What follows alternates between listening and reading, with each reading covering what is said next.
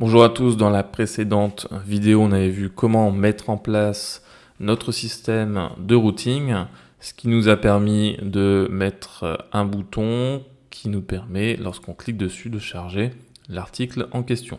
Pour l'instant, les datas ne sont pas les bonnes, mais on a réussi à les récupérer. Donc là, il nous suffit maintenant de traiter notre JSON pour l'afficher ici au niveau de notre componente. Donc aujourd'hui, on va s'occuper de la mise en forme de notre componente. Donc c'est parti, on va se rendre sur notre componente post.js.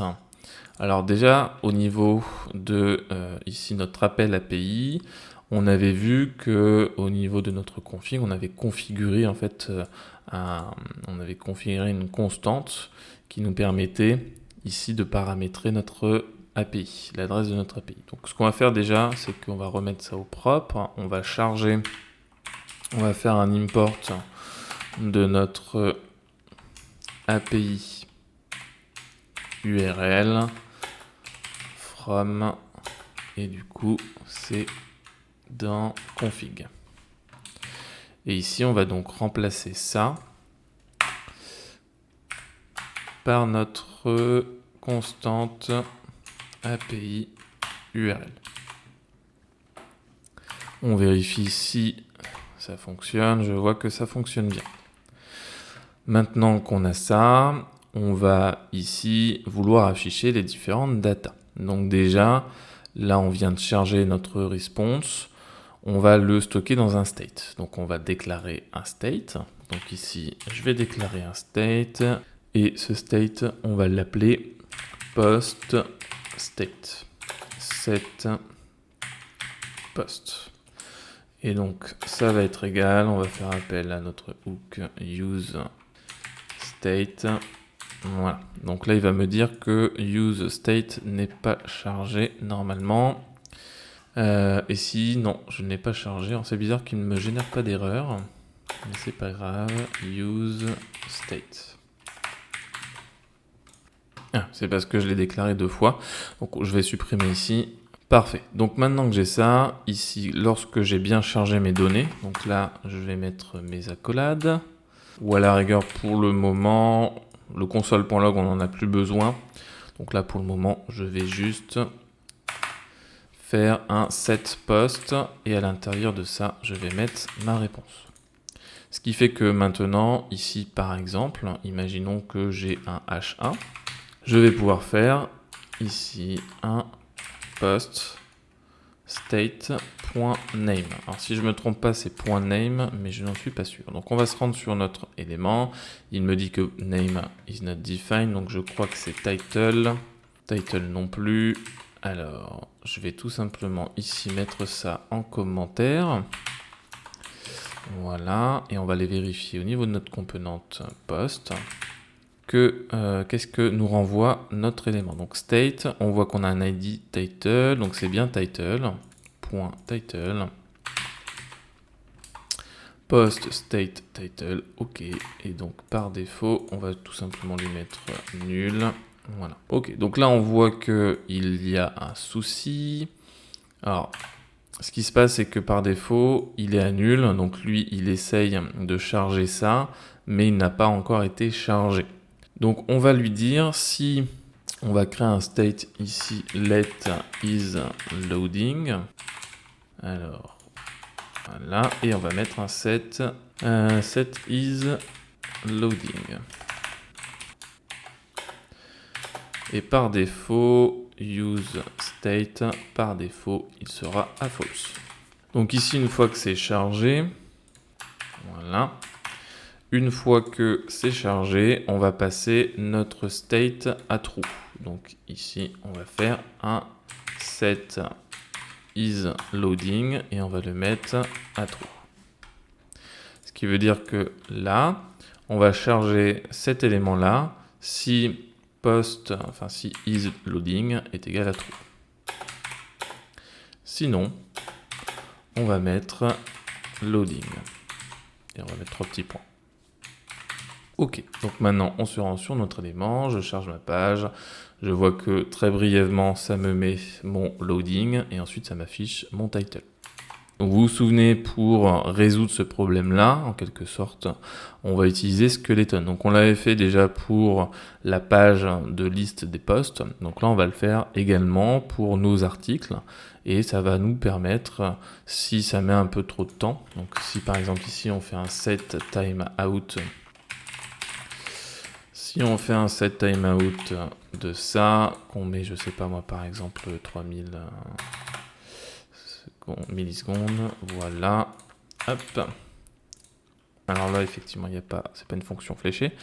Voilà, donc là, par exemple, ça va mettre 3 secondes à charger. Je me rends ici, j'actualise. Vous voyez que j'ai loading pendant 3 secondes, donc c'est pas l'idéal. Moi, ce que j'aimerais bien, c'est avoir du skeleton qui me permette d'avoir un affichage plus sympa. Donc pour ça, on va utiliser Material UI. Material UI. Non, c'est dans la partie composante API. Et ensuite, vous avez du coup l'onglet skeleton. Donc skeleton, déjà, on va devoir l'importer. Voilà, donc on va l'importer de cette manière-là. On va se rendre tout en haut et on l'importe. Une fois que c'est importé, on va pouvoir s'en servir. Donc on va se rendre sur la documentation de Skeleton. Et ici, donc typiquement pour cet élément-là, nous on est plus sur un type texte comme ça. Donc on va copier ça et on va se rendre sur notre code. Et donc si c'est en train de charger, on va faire appel à notre composante Skeleton. On va tester, voir si ça fonctionne. Et donc vous voyez que ça nous affiche notre élément, Skeleton, et ensuite notre titre.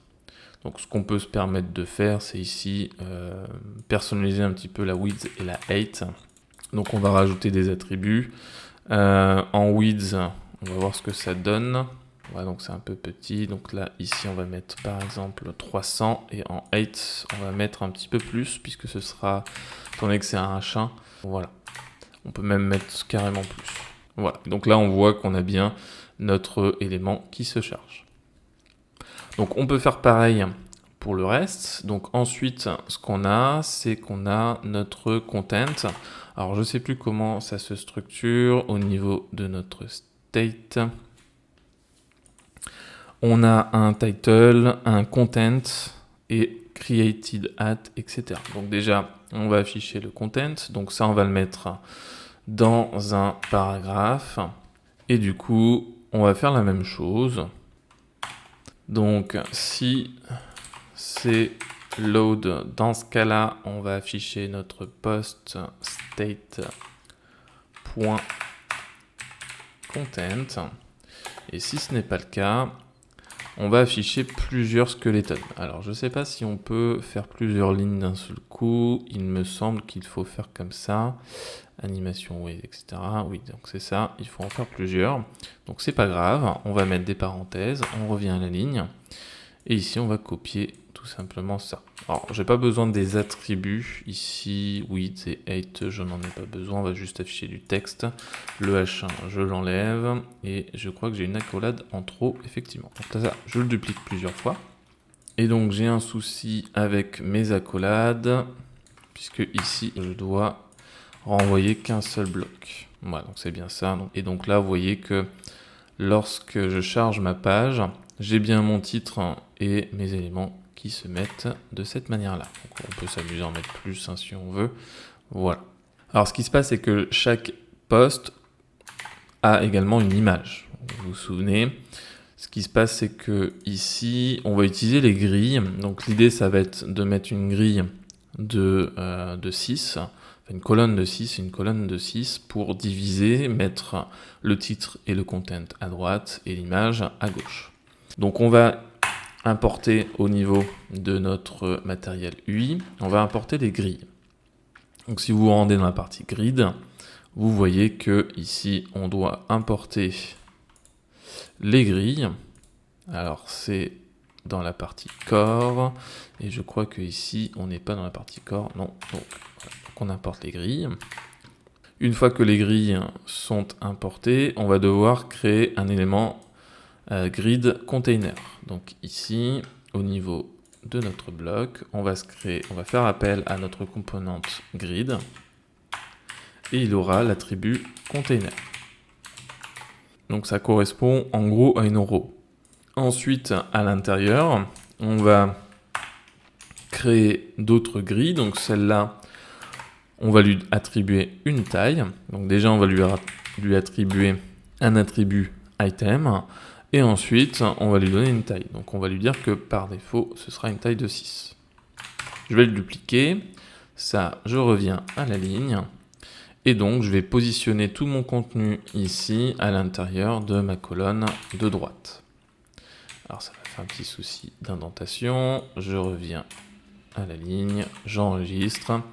Et maintenant, quand je me rends sur mon code, je vois que mon bloc de texte est bien à droite. Ce que je veux maintenant, à gauche, c'est mon image. Donc, pour mon image, je vais également faire mon isLoading. Donc, si c'est bien load, dans ce cas-là, je vais afficher mon image. Donc, pour afficher mon image, on va devoir retourner un élément img. Et au niveau du src, on aura notre image. Donc notre image, on va faire notre concaténation. Donc souvenez-vous, il faut faire appel à notre API URL. Plus, et ici ce sera post.formate.small et c'est.url. Puisque là, ce qui se passe, c'est qu'on n'en a qu'une seule. Et donc, si ce n'est pas le cas, on va charger un skeleton. Donc ici, je vais faire appel à skeleton. Donc on va l'auto-fermer. Je vais enlever ça, je le ferme. Et ici, on va prendre un skeleton avec une forme rectangulaire. Et on va lui mettre un width de 100% et un height de 400.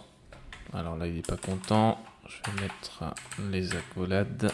Voilà, j'enregistre. Donc je me rends sur mon application, donc j'ai bien mon élément. Donc, après, on va gérer les espacements. Donc là, il me dit que ça ne va pas. Alors pourquoi ça ne va pas? C'est parce que... Alors je vais mettre ça en commentaire. Je me rends sur mon code. On va les fouiller dans la partie componente, state. Et quand on va à l'intérieur, image, et effectivement, j'ai le 0 ici. Donc vous souvenez-vous, il peut y avoir plusieurs images. Alors ça, c'est au niveau de Strapi. Je l'ai paramétré de cette manière-là. C'est parce que je lui ai dit que il était possible d'avoir plusieurs images au niveau de mon poste. Ce qui n'est pas le cas en réalité, mais c'est pas grave. Ça peut être paramétré très facilement. Je pense qu'au niveau de notre collection, si on va dans poste, dans image, normalement, voilà. Donc je peux faire un single média. Et du coup, ici, quand je valide, désormais, lorsque je vais charger mes images, on va faire appel de nouveau à notre API. Voilà, au niveau de notre state, maintenant dans image, je n'ai plus ce fameux index 0. Alors par contre, ça va me poser problème au niveau de mes posts. Si je retourne ici sur post, voilà. Donc là, il va me dire que ça n'existe pas. Donc c'est normal puisque ici, j'ai fait appel à l'index 0. Donc au niveau de notre application, dans post avec un S, au niveau de l'appel de notre image, alors c'est dans card, pardon. Voilà, donc ici, j'enlève mon index 0, j'enregistre, je me rends sur mon application et tout fonctionne. Donc on va faire pareil ici pour notre post. Je vais remettre ça en normal. Je me rends sur mon application et normalement, je devrais avoir mon image qui se charge. Alors, il me dit que ce n'est pas bon. Alors, je me suis peut-être trompé au niveau ici. Donc, c'est bien point format. Alors, on va s'inspirer de notre card. C'est point image, point format. Donc, point image, point format, small, URL. Voilà.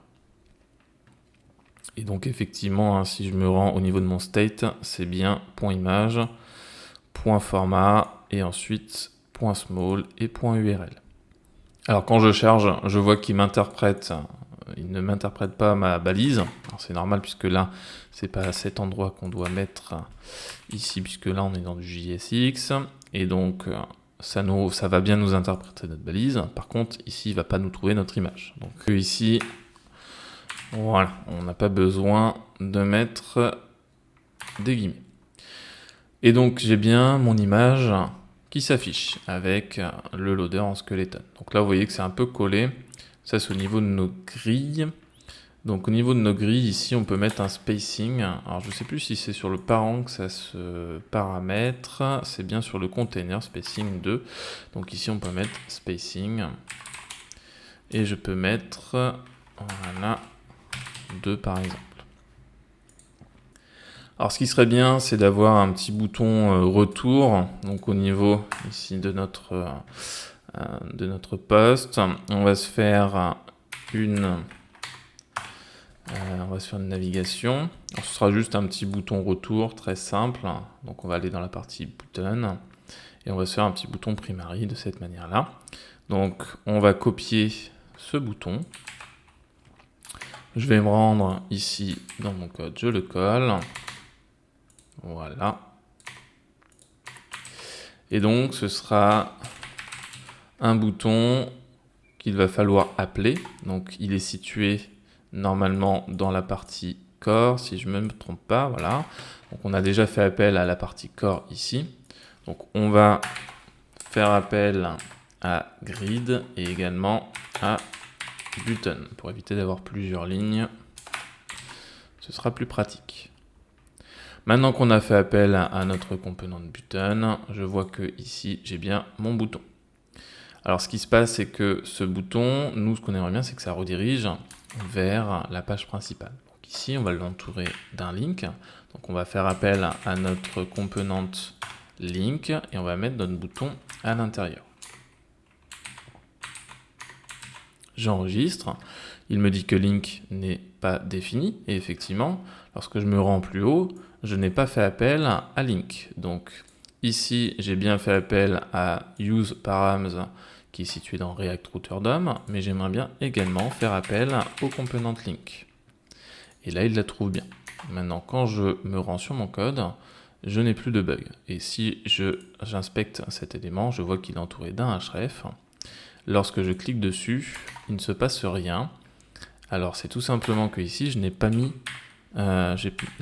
d'URL, donc on va mettre tout simplement que ça va nous mener vers la page principale. Et quand j'actualise, si je clique dessus, je vois que j'ai bien mon href. Donc là, quand je clique dessus, ça me renvoie vers la page principale. Alors là, on va améliorer un petit peu puisque c'est pas très très joli.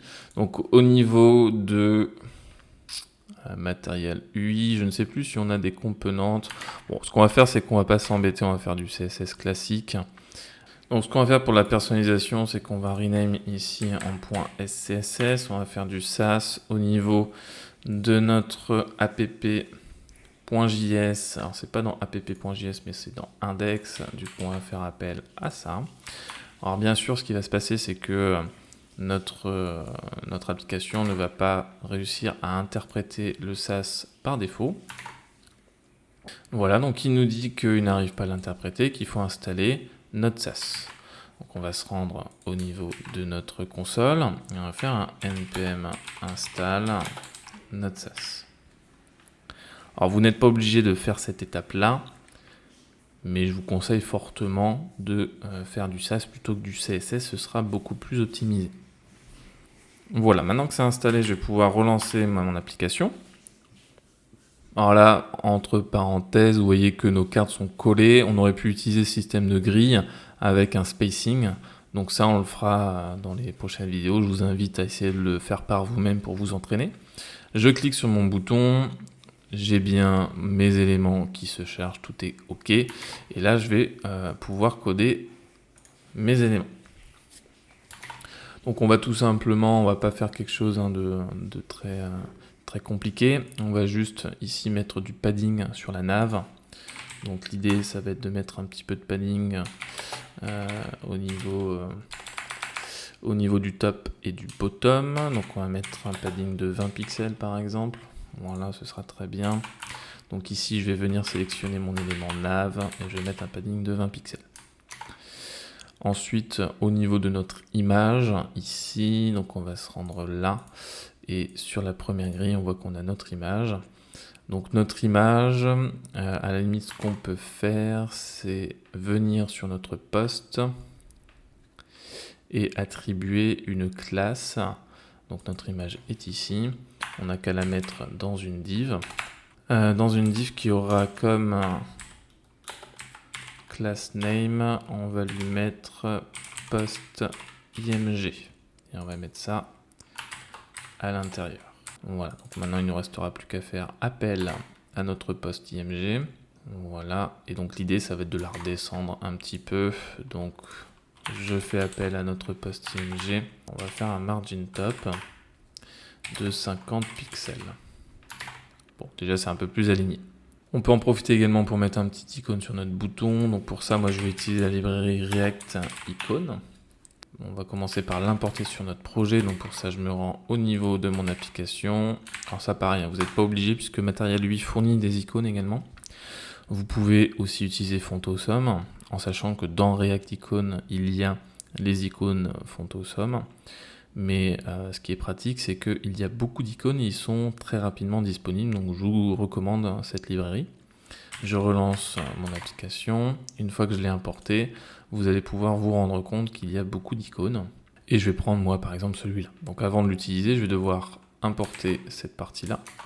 Je me rends sur mon code dans la partie post.js. Voilà. Et maintenant ici, je vais copier mon icône. Donc pour ça, il vous suffit de cliquer dessus. Ici, bien sûr, ça ne fonctionnera pas parce qu'il y a marqué icon name. Il faut remplacer par le nom de votre icône. Et pour faire appel à votre icône, il suffit maintenant de lui faire appel sous forme de composante. Voilà, et vous avez votre icône. Ce que je vous recommande, c'est de mettre votre texte dans un span. Ça permettra de pouvoir le positionner plus rapidement. J'enregistre, je me rends sur mon application et je vois que j'ai bien mon icône. Alors moi, ce que j'aime bien, c'est mettre un petit peu plus d'espace ici. Donc ce que je vais faire, c'est que je vais me rendre au niveau de mon inspecteur d'éléments.